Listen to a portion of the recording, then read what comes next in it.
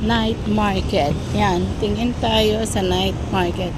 So, nag-open na po yung night market nila dito. So, yan, kabubukas. So, titingin-tingin tayo. Okay. So, mostly yan. Okay, ang ganda naman nung ano nila. Maganda ito sa gabi. Kaso, yun nga. Hindi naman ako pwedeng pumunta. Maganda kung may kasama. Okay, puro pagkain siya. Mga pagkain. So, hindi pa lang. Parang pabukas pa lang siya. Okay, pabukas pa lang. Okay, puro pagkain.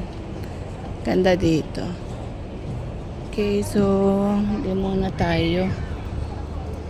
Or next na lang. Tapos doon meron siyang palaruan sa pambata.